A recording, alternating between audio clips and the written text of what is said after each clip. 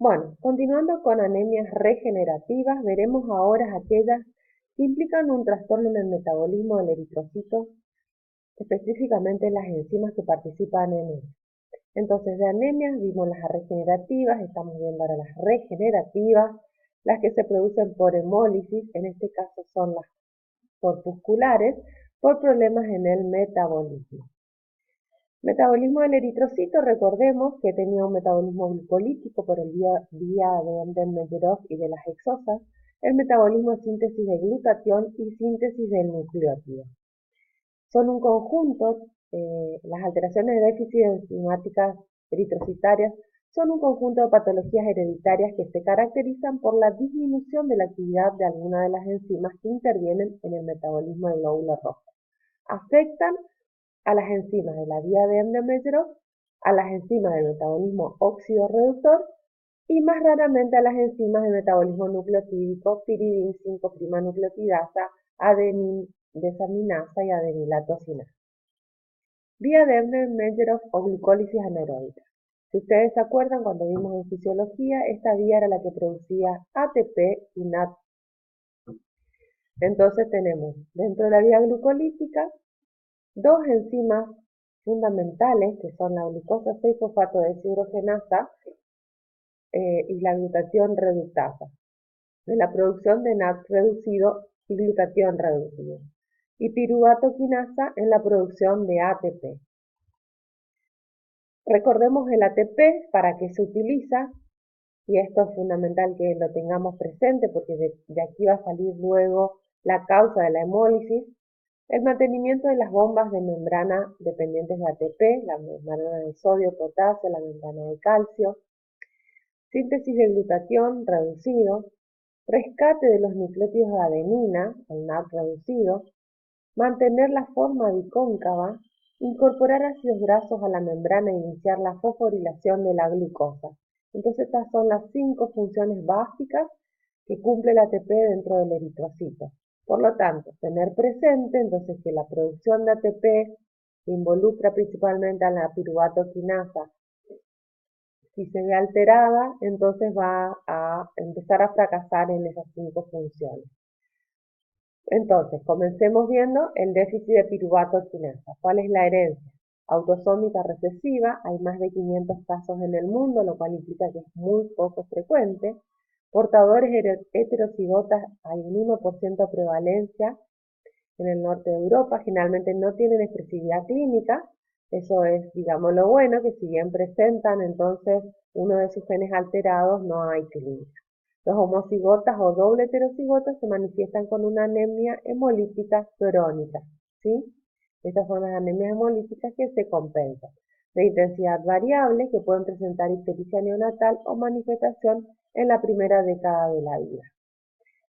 Tener presente que hay varias isoenzimas de la PK, ¿sí? La PKM y la PKRL, de las cuales a su vez tenemos la PKM tipo M1, que se encuentra en músculo y cerebro, la M2 en riñón, vaso, tejido adiposo, leucocitos, plaquetas y precursores eritroides, y la PKL en hígado y la PKR en tipo R en hematíes, que es esta la que nosotros vamos a buscar luego.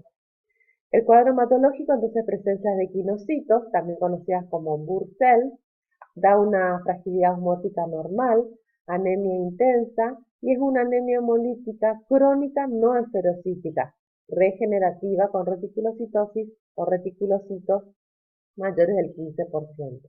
El BCM se encuentra aumentado, mayor del 98%, y entonces estamos en presencia de macrocitos con una media eritrocitaria acortada. Está asociada a complicaciones propias de una anemia crónica, hemolítica crónica, que son litiasis biliar y úlceras en miembros inferiores. Pueden beneficiarse entonces con la esplenectomía. Debe administrarse ácido fólico. Fíjense, prácticamente es lo mismo que en esferocitosis, por eso hay que hacer luego el diagnóstico diferencial con esta patología. El diagnóstico se hace con la determinación de la actividad enzimática, determinación de la alteración molecular, hay más de 100 mutaciones diferentes producidas por mutaciones puntuales de elecciones o inserciones, por lo cual con el precio que cuesta buscar una mutación, generalmente esto no se realiza en la práctica. Metabolismo de óxido-reducción, teníamos vía de las hexosas monofosfato, fin de las pentosas o vía del fosfogluconato, el NAR reducido, y la síntesis de glutatión. Esa era la otra vía que teníamos, que también era muy importante si ustedes se acuerdan, puesto que mantenía reducida la hemoglobina por un lado y además protegía a la membrana de efectos oxidantes. Entonces vamos a estudiar ahora la glucosa 6-fosfato deshidrogenasa. Valores normales de 6,7 a 9,5 unidades internacionales por gramos de hemoglobina. Se puede detectar por la técnica de Glock y MacLean a 37. Se caracteriza por la disminución de la actividad enzimática de la enzima en los eritrocitos con una consecuente disminución del NAR reducido y de glutatión reducido. Hay una prevalencia mayor en raza negra y en caucásicos del área mediterránea y asiática. En nuestro país es muy raro, por lo tanto va a ser raro que lo encuentren ustedes en el laboratorio. Alta relación en las áreas del paludismo endémico, más de 400 millones de deficientes. Actividad enzimática residual en los eritrocitos y migración electroforética es lo que puede medirse y nos ayuda al diagnóstico. Fíjense, las variantes existen numerosas variantes de la enzima, por lo tanto también encontrarlas y ponerles el nombre es difícil, sobre todo por el costo que tiene, ¿no? Se encuentra codificado en el cromosoma X, o sea que es está ligada a una transmisión ligada al sexo. La variante normales, las fisiológicas, es la variante glucosa 6-fosfato deshidrogenasa B normal, que tiene un 100% de la actividad enzimática, y hay una segunda variante que es la A+, que también tiene un 100% de actividad enzimática, pero tiene una movilidad electroforética más rápida, ¿sí? Ambas son fisiológicas. Cuando hay un déficit, se traduce en una enzima inestable o en la disminución de la actividad enzimática. Hay inestabilidad de los dímeros, hay una alteración en la unión de la enzima con el sustrato o con la coenzima. Eso se debe entonces a mutaciones puntuales. Entonces pueden haber, el déficit implica entonces que la enzima es inestable o que la actividad enzimática está disminuida. Y esto se puede dar por inestabilidad de los dímeros o porque hay una alteración de la unión de la enzima con el sustrato o con la coenzima. Da lugar a una anemia hemolítica aguda. Recuerden, el déficit de piruvato quinasa era una anemia hemolítica crónica no esferocítica. En la de glucosa 6-fosfato deshidrogenasa, la anemia hemolítica es aguda y es muy aguda.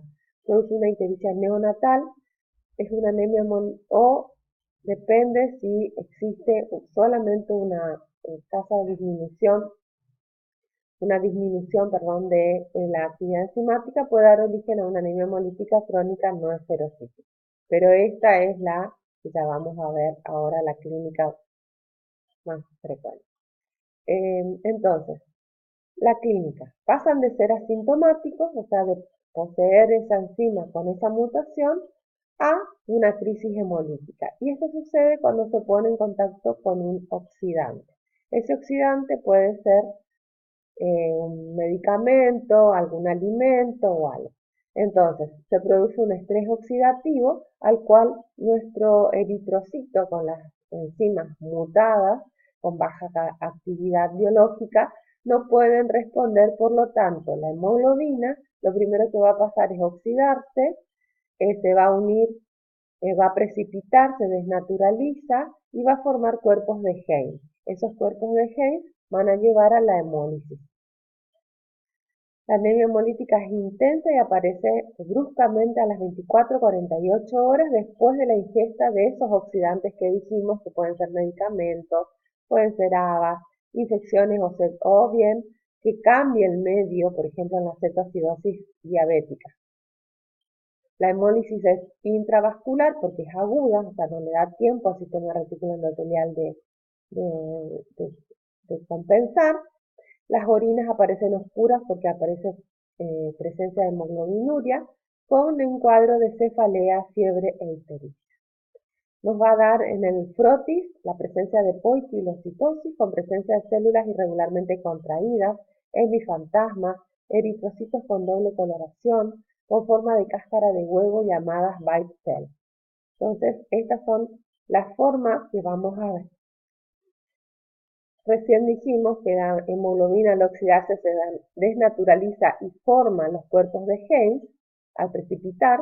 Cuando pasa por un vaso estrecho, fíjense, sobre todo en el vaso, se produce la segmentación del eritrocito y da lugar a estas formas que se llaman bite cell, células mordidas, y es muy patognomónico de este tipo de anemia hemolítica. Estos son los cuerpos de Heinz que se pueden observar con una coloración de azul brillante de cresil prolongada, ¿sí? No confundirse con reticulocitos, fíjense que son más gruesos. Los factores desencadenantes, entonces dijimos agentes oxidantes como los antimaláricos, sulfonamidas, dapsona, antibióticos, analgésicos, otros, las agavas que dan lugar al favismo. Variantes de la glucosa 6-fosfatodeshidrogenasa B, tenemos varias, de las cuales la más famosa es la mediterránea, es la más frecuente en la zona del Mediterráneo, especialmente en Italia, Grecia y España. Produce una severa deficiencia enzimática, tiene una movilidad electroforética normal o lenta. La variante, hay otra variante de la A+, que es la A-, y está asociada a una segunda mutación que produce la deficiencia. Entonces tenemos varias variantes, varias mutaciones de este tipo. Variantes que producen anemia hemolítica crónica no esferocítica crónica, también dentro de la glucosa 6-fosfatodeshidrogenasa son las Sutherland, Vancouver, Guadalajara, Alhambra, Monte Sinaí, pero que presentan una actividad enzimática, pueden presentar una actividad enzimática menor al 1%, pero así todo lleva a una anemia hemolítica crónica. El diagnóstico entonces lo vamos a hacer con pruebas de screening, ¿sí? El laboratorio básico.